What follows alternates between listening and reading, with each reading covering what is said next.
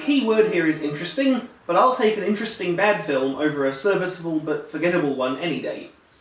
While I know a lot of people like it, I genuinely think Prometheus is a bad movie. It's highly pretentious, and it's not as clever as it thinks that it is. When taken as part of the Alien franchise, Prometheus is a huge departure, both stylistically and thematically.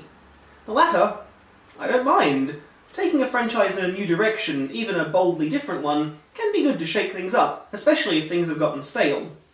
I could even see how the alien mythos could be used to explore the origins of mankind, by looking at the nature of creation and destruction, both things that are central to the alien creature.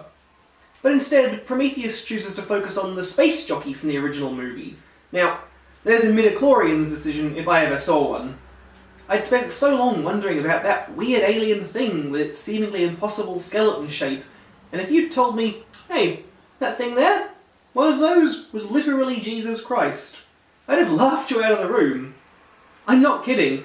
That's Ridley Scott's canonical reason for why the space jockeys want to return to Earth to kill us, their creation. Because we killed Jesus Christ, who was a space jockey that they sent to check up on us.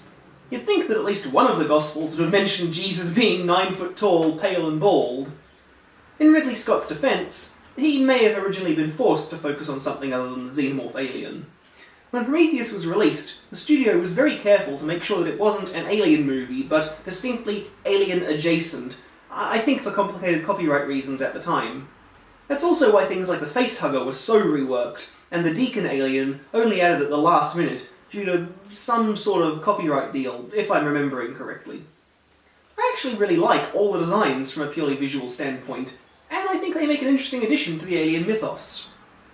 While the change in theme could potentially have worked, and it still makes for a very interesting movie, I don't think the change in visuals works so well. Ridley Scott's soaring wide shots of sweeping, rugged vistas are indeed beautiful, and I enjoy watching them, but they remove the sense of claustrophobia that the other Alien movies had at their core.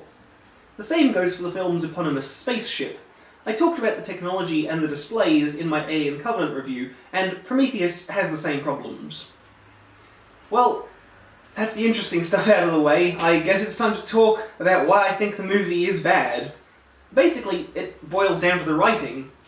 The dialogue is clumsy and pretentious, with the characters only existing as bland puppets to spout the movie's ideas. Idris Elba is clearly having fun on set, and that's always contagious, but even his character doesn't really stand out. When you can't get a good performance from Charlize Theron, you know you're doing something wrong, and Michael Fassbender spends the entire movie doing his best impression of Lore from Star Trek The Next Generation. The plot starts out strong, but quickly loses its shape, with out-of-place subplots about infection zombies, and descends into farce as it progresses. The woman captain's medical pod not being set for women is even worse than the old car won't start trope, the main character recovering from traumatic major abdominal surgery in literal seconds, Guy Pearce in the worst old age makeup that I've ever seen in a Hollywood movie. By that point, the characters running away from the spaceship instead of just taking a few steps to the left to avoid it entirely is just the icing on the cake. Also, I've never seen anybody talk about it, but the space jockey's crotch looks exactly like Garanden from Star Wars.